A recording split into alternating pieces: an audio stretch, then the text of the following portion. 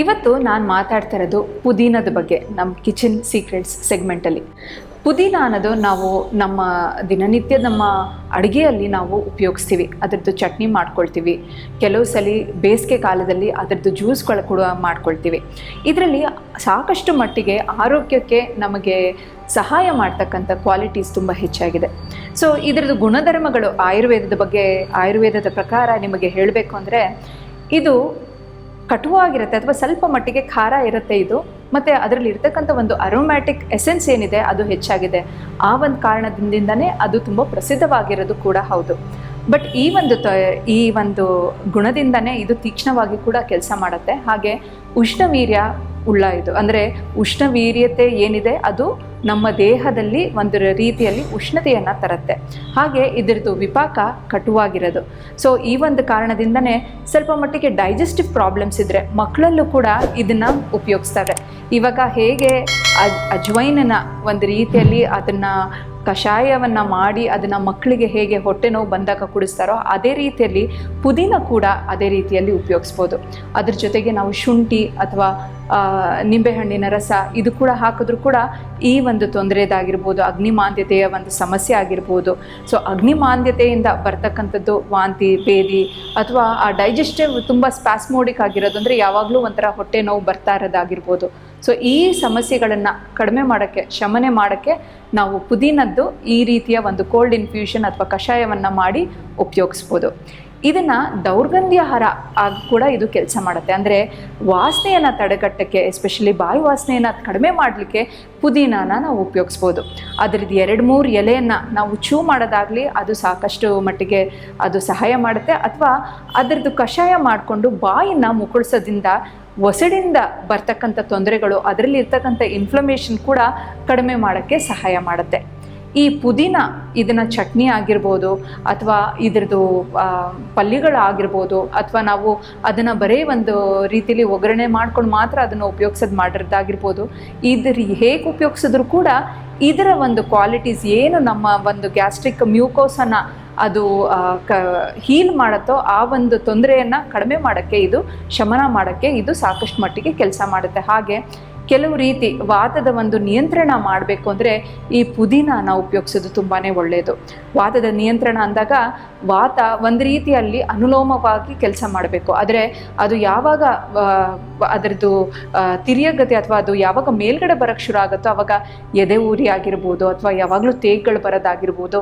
So ಈ ಒಂದು ಸಮಸ್ಯೆ ಇದ್ದಾಗ ಅದನ್ನು ಜೇನುತುಪ್ಪ ಮತ್ತು ಶುಂಠಿ ರಸದ ಜೊತೆ ಸೇರಿಸಿ ಇದನ್ನು ತಗೊಂಡಾಗ ಈ ಒಂದು ತೊಂದರೆ ಕಡಿಮೆ ಆಗುತ್ತೆ. ಜೇನುತುಪ್ಪ ಅವರಿಗೆ ಉಷ್ಣ ಆಗುತ್ತೆ ಅಂತಂದರೆ ಬರೀ ಒಂದು ಸ್ವಲ್ಪ ಕಲ್ಸಕ್ಕರೆ ಪುಡಿ ಮತ್ತು ಶುಂಠಿ ರಸ ಹಾಗೆ ಈ ಪುದೀನಾನ ಮಿಕ್ಸ್ ಮಾಡಿಕೊಂಡು ಅವರು ತಗೊಳ್ಳೋದ್ರಿಂದ ಈ ಒಂದು ಸಮಸ್ಯೆ ಕಡಿಮೆ ಆಗುತ್ತೆ. ಅದಲ್ಲದೆ ಕೆಲವರಿಗೆ ಈ ಗಂಟ್ಲಿನ ಒಂದು ಸಮಸ್ಯೆಗಳಾಗಿರ್ಬೋದು, ಅಲ್ಲಿ ಕೂಡ ನಾವು ಪುದೀನ ಮತ್ತು ಜೇನುತುಪ್ಪನ ಬೆರೆಸ್ಬಿಟ್ಟು ಅದ್ರ ತಗೊಳ್ಳೋದ್ರಿಂದ ಗಂಟ್ಲಲ್ಲಿ ಇರ್ತಕ್ಕಂಥ ಉರಿ ಆಗಿರ್ಬೋದು, ಅಥವಾ ಗಂಟ್ಲು ನೋವು ಪದೇ ಪದೇ ಬರೋದಾಗಿರ್ಬೋದು, ಆ ಒಂದು ತೊಂದರೆ ಕಡಿಮೆ ಆಗುತ್ತೆ. ಇವಾಗ ಪುದೀನಾನ ಒಂದು ಸೇವನೆ ಮಾಡುವಾಗ ಕೆಲವು ಗಮನದಲ್ಲಿ ಇಟ್ಕೊಳ್ಬೇಕಾಗಿರೋದು ವಿಷಯಗಳು.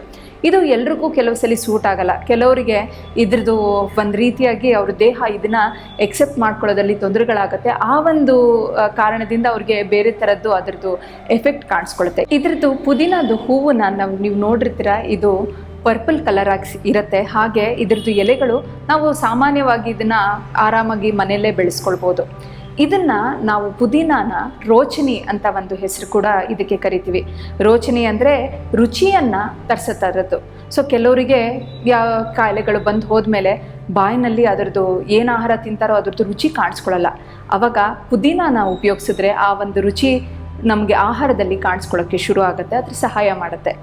ಅದಲ್ಲದೆ ಇವಾಗ ಮೆನ್ಸ್ಟ್ರುವಲ್ ಕ್ರ್ಯಾಂಪ್ಸ್ ಅಥವಾ ಡಿಸ್ಮೆನೋರಿಯಾ ಪೀರಿಯಡ್ ಟೈಮಲ್ಲಿ ಬರ್ತಕ್ಕಂಥ ಪೇನು ಹೆಣ್ಮಕ್ಳಲ್ಲಿ, ಆವಾಗ ಇದ್ರದ್ದು ಕೋಲ್ಡ್ ಇನ್ಫ್ಯೂಷನ್ ಅಥವಾ ಇದನ್ನು ನೆನೆಸ್ಬಿಟ್ಟು ಅದನ್ನು ಡಿಕ್ಯಾಂಟ್ ಮಾಡಿಬಿಟ್ಟು ಈ ನೀರನ್ನು ಕುಡಿಯೋದ್ರಿಂದ ಈ ನೋವು ಕಡಿಮೆ ಆಗುತ್ತೆ. ಅದೇ ರೀತಿಯಲ್ಲಿ ಜ್ವರಗಳು ಕೂಡ ಇದ್ದಾಗ ಈ ನಾವು ನೀರನ್ನು ಯಾವಾಗ ಸೇವನೆ ಮಾಡ್ತಿದ್ದೀವೋ ಅದಕ್ಕೆ ಒಂದು ಸ್ವಲ್ಪ ಮಟ್ಟಿಗೆ ಪುದೀನ ಹಾಕೊಂಡು ತೊಗೊಳ್ಳೋವಾಗ ಆ ಜ್ವರದ ಒಂದು ಏನು ಅದರಿಂದ ಬರ್ತಕ್ಕಂಥ ತೊಂದರೆ ಆಗಿರ್ಬೋದು, ಅಥವಾ ಹೈ ಗ್ರೇಡ್ ಫೀವರ್ಗಳಾಗಿರ್ಬೋದು, ಅದು ಒಂದು ಸ್ವಲ್ಪ ಮಟ್ಟಿಗೆ ನಿಯಂತ್ರಣ ತರಕ್ಕೆ ಸಹಾಯ ಮಾಡುತ್ತೆ.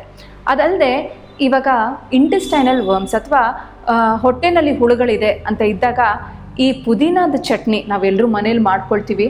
ಅದಕ್ಕೆ ತುಂಬ ಖಾರ ಎಲ್ಲ ಹಾಕದೆ ಬರೀ ಇದು ಪುದೀನ ಚಟ್ನಿ ಥರ ಮಾಡಿಕೊಂಡು ಮೊದಲಿನ ತುತ್ತು ನಾವೇನು ಅನ್ನದ ಮೊದಲಿನ ತುತ್ತು ತಿಂತೀವೋ ಇದನ್ನು ತಗೊಳ್ಳೋದ್ರಿಂದ ಇಂಟೆಸ್ಟೈನಲ್ ವರ್ಮ್ಸಿನ ಒಂದು ತೊಂದರೆ ಸಮಸ್ಯೆ ಕೂಡ ಕಡಿಮೆ ಆಗುತ್ತೆ. ಅದಲ್ಲದೆ ನಾನು ಹೇಳಿದ ಥರ ಅಗ್ನಿಮಾಂದ್ಯದ ಸಮಸ್ಯೆ ಅಥವಾ ಜೀರ್ಣದ ಶಕ್ತಿ ಸರಿಯಾಗಿಲ್ಲ, ಇವಾಗ ಜೀರ್ಣದ ಶಕ್ತಿ ಸರಿಯಾಗಿಲ್ಲ ಅಂದರೆ ದೇಹಕ್ಕೆ ಬೇಕಾಗಿರೋ ಒಂದು ಪೋಷಣೆ ದೇಹಕ್ಕೆ ಸಿಗಲ್ಲ. ಯಾಕಂದರೆ ಅದು ಸರಿಯಾಗಿ ಜೀರ್ಣಿಸ್ಕೊಂಡು ದೇಹ ಎಲ್ಲ ಧಾತುಗಳು ಅದನ್ನು ತಗೊಳ್ಬೇಕಾಗತ್ತೆ, ಅದು ಆಗಲ್ಲ. ಆ ಒಂದು ತೊಂದರೆನ ಸರಿ ಮಾಡೋಕ್ಕೂ ಕೂಡ ಈ ಪುದೀನಾನ ಉಪಯೋಗಿಸ್ತೀವಿ ನಾವು. ಹಾಗೆ ಇದನ್ನು ನಾವು ಎಕ್ಸ್ಟರ್ನಲ್ ಅಪ್ಲಿಕೇಶನ್ ಆಗಿ ಏನಕ್ಕಾದರೂ ಉಪಯೋಗಿಸ್ಕೋಬೋದಾ ಅಂತ ನೀವು ಕೇಳಿದರೆ, ಒಂದು ಜಾಯಿಂಟ್ಸಲ್ಲಿ ಇರ್ತಕ್ಕಂಥದ್ದು ಪೇನ್ಗಳಾಗಲಿ, ಅದರಿಂದ ಬಂದಿರೋದು ಊತಗಳಾಗಲಿ, ಅಲ್ಲಿ ಒಂದು ರೀತಿಯಲ್ಲಿ ಸ್ವಲ್ಪ ನೋವನ್ನು ಕಡಿಮೆ ಮಾಡೋಕ್ಕೂ ಕೂಡ ಇದನ್ನು ಉಪಯೋಗಿಸ್ಕೋಬೋದು.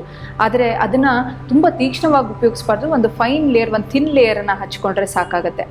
ಅದಲ್ಲದೆ ಕೆಲವು ಕೀವು ತುಂಬಿಕೊಂಡಿರೋ ಗುಳ್ಳೆಗಳು ಕೂಡ ಅದು ಚರ್ಮದ ಒಂದು ಕೆಲವು ತೊಂದರೆಗಳಲ್ಲಿ ಅದು ಕಾಣಿಸ್ಕೊಳ್ಳುತ್ತೆ. ಅದನ್ನು ಕಡಿಮೆ ಮಾಡೋಕ್ಕೂ ಕೂಡ ಈ ಒಂದು ಪೇಸ್ಟನ್ನು ಹಚ್ಬೋದು. ಸೊ ಇವತ್ತು ಇಷ್ಟು ಪುದೀನದ ಬಗ್ಗೆ ನಾನು ನಿಮಗೆ ಕೊಟ್ಟಿರೋ ಮಾಹಿತಿ. ಧನ್ಯವಾದಗಳು.